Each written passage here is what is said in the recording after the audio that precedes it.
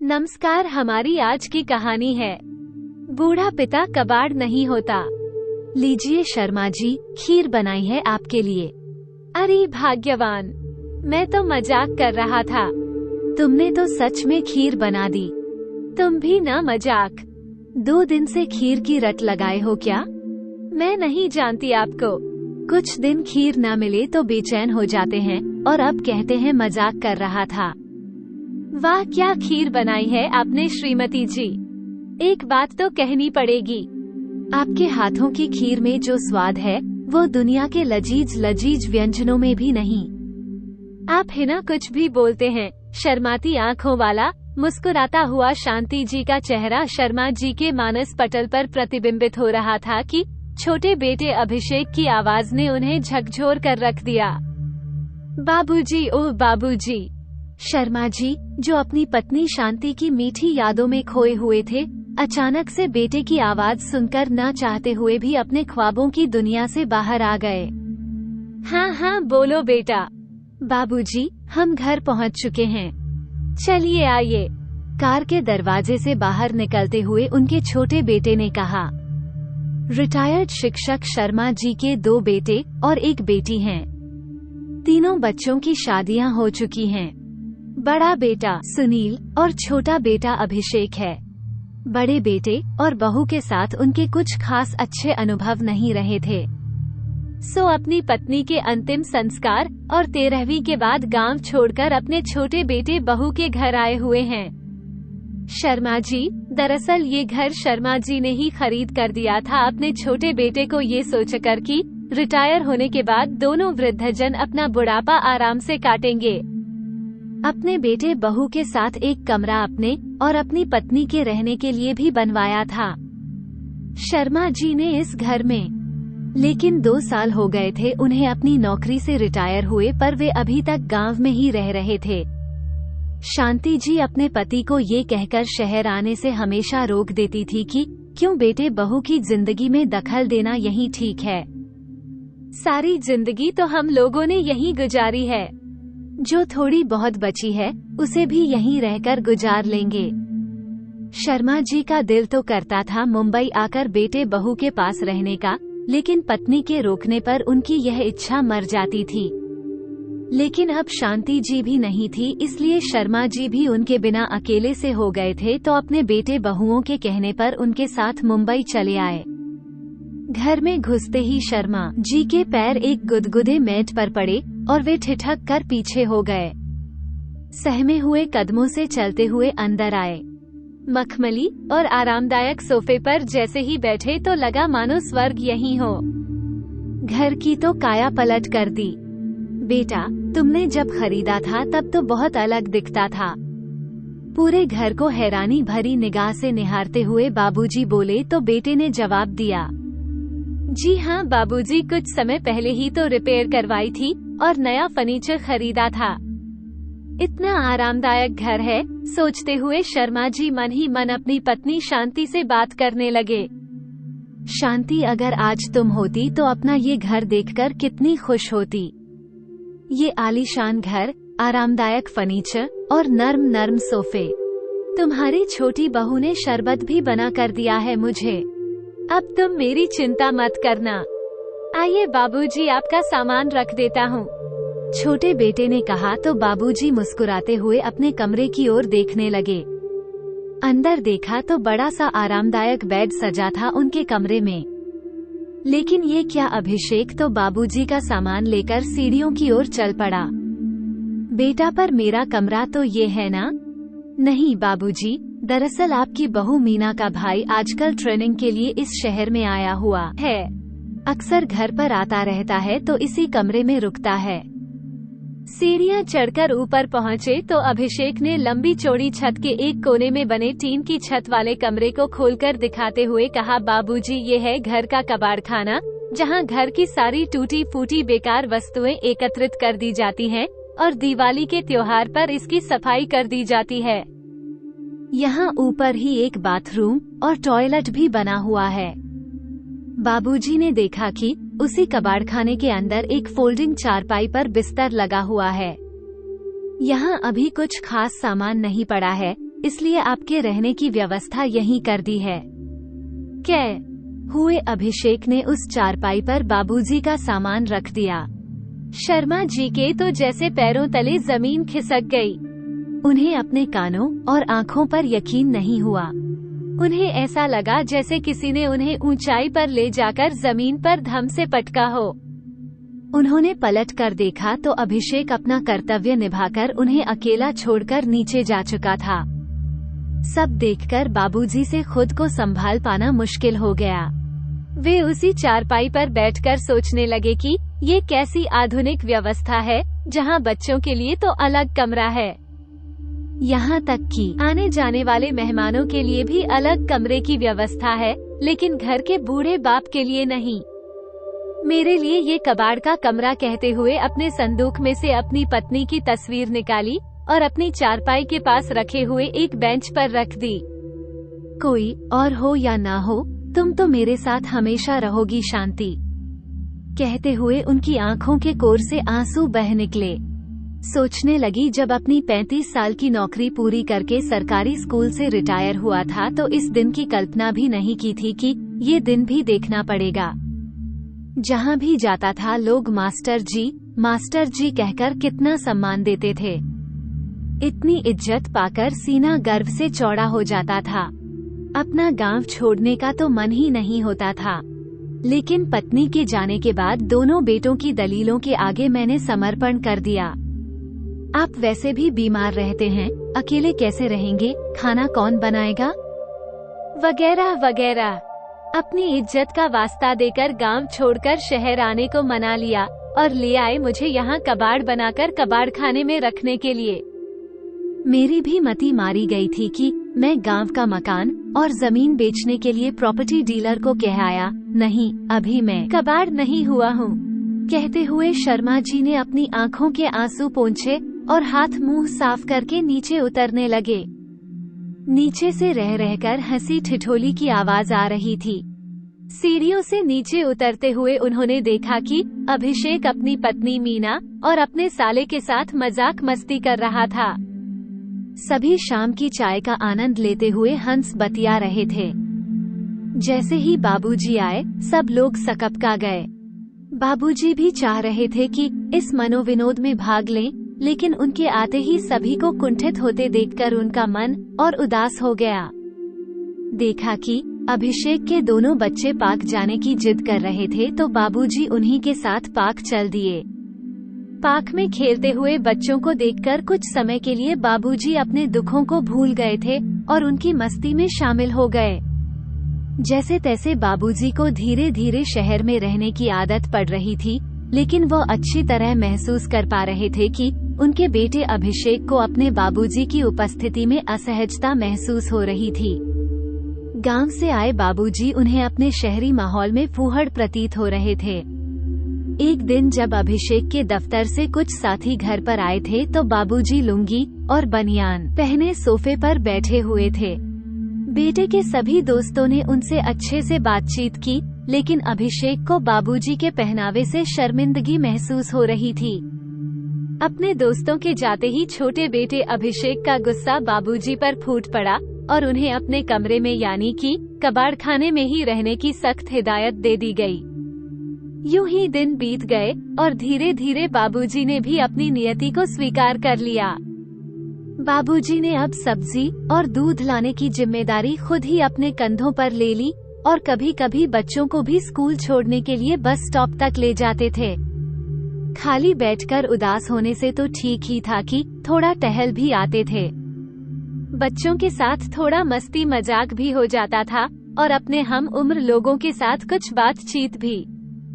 आज सुबह जब बाबूजी रोजाना की तरह जागे तो इलायची बादाम वाला दूध पीने की इच्छा मन में हिलोरे ले रही थी। इतने में बहू की आवाज आई, लीजिए बाबूजी चाय, कहते हुए मीना चाय का प्याला बाबूजी के हाथों में थमाकर चली गई थी। देखा तो कप में वही काले रंग का शहरी काढ़ा था जिसे पीना शहरी लोग अपना स्टेटस सिंबल समझते थे। गांव में रोज सुबह पत्नी के हाथों इलायची वाला दूध पीने के आदी बाबूजी ने अपनी इच्छा मन ही मन में दबा दी, लेकिन हिम्मत नहीं हो कि बहू को ये कह दी कि आज चाय नहीं दूध पीने का मन है। होती भी कैसे? पहले एक बार बाबूजी ने दूध मांगा था तो बहू ने दूध तो दिया था, पर नाक भान सिकोड़कर ऐसे भाव दिखाए कि जैसे किसी गंवार से पाला पड़ा हो।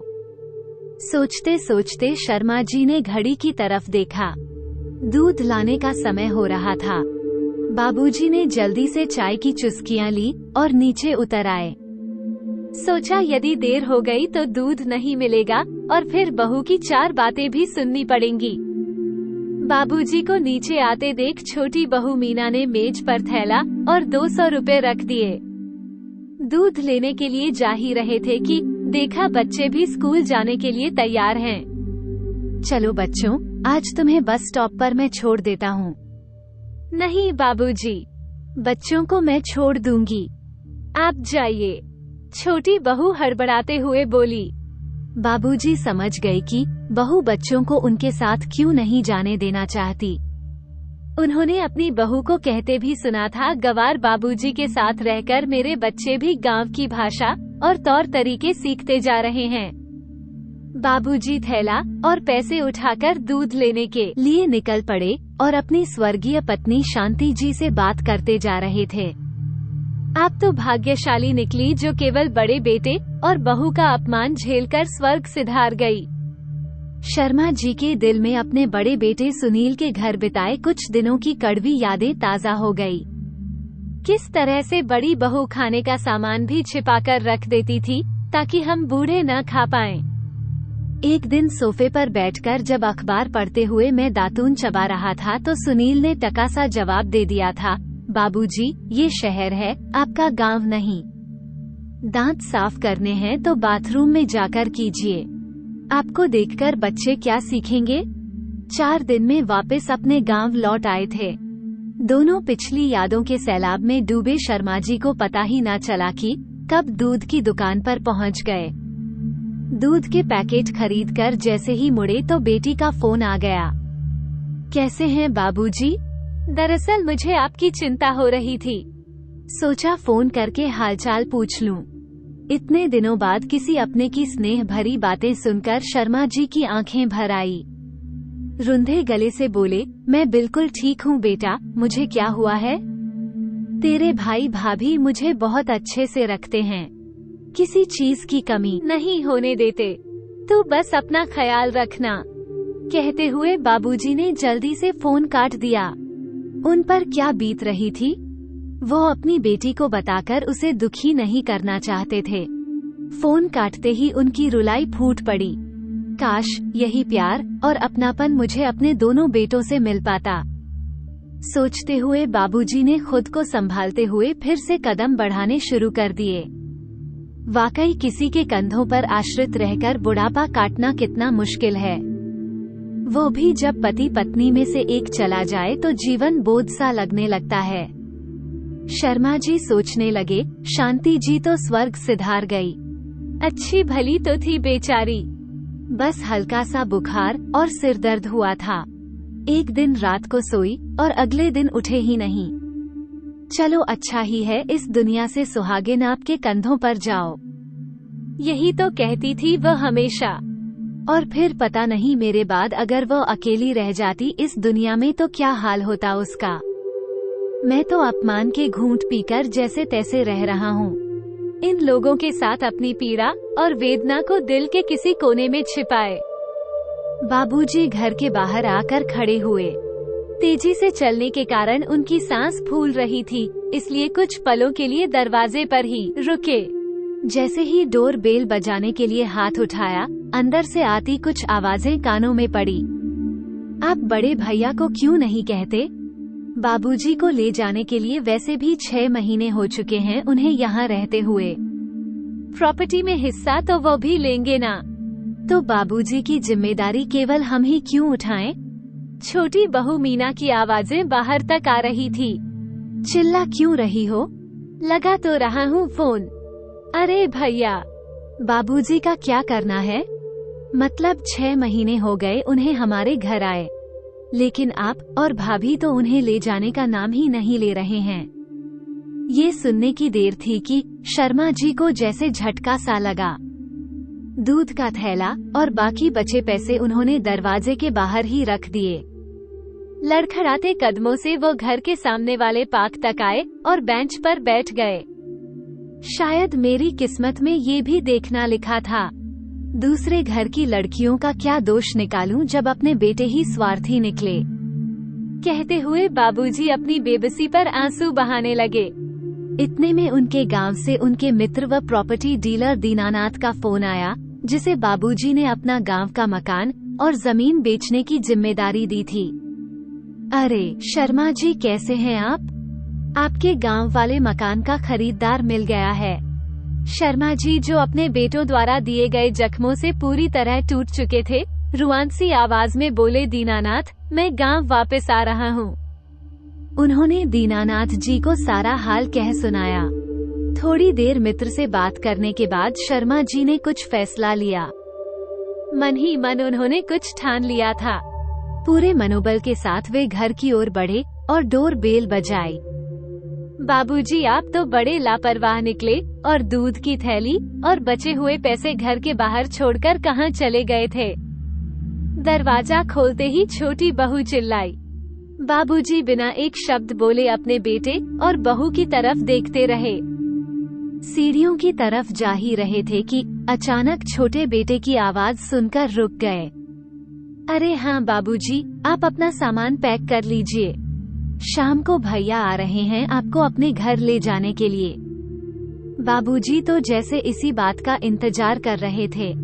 पूरे आत्मविश्वास के साथ पीछे मुड़ते हुए बाबूजी बोले, सामान पैक मैं नहीं, तुम करोगे क्या? क्या मतलब है आपका? छोटी बहू चिल्लाई, मतलब भी समझा देता हूँ। शायद तुम लोग ये भूल चुके हो कि ये मकान मैंने खरीदा था, हम सब लोगों के रहने के लिए, और आज भी ये घर मेरे नाम पर है। इस घर में कौन रहेगा और कौन नहीं, ये मैं तय करूँगा। तुम लोग नहीं, मेरी खून पसीने की कमाई से खरीदे हुए इस घर में मुझे ही टीन की छत वाला कबाड़ खाना दे दिया रहने के लिए, और यहाँ तुम्हारे लिए आलीशान बेड और एयर कंडीशनर की हवा। बस बहुत हुआ। 15 दिन का समय है तुम्हारे पास इस मकान को खाली करने के लिए। तो क्या आप अकेले इस मकान में रहेंगे?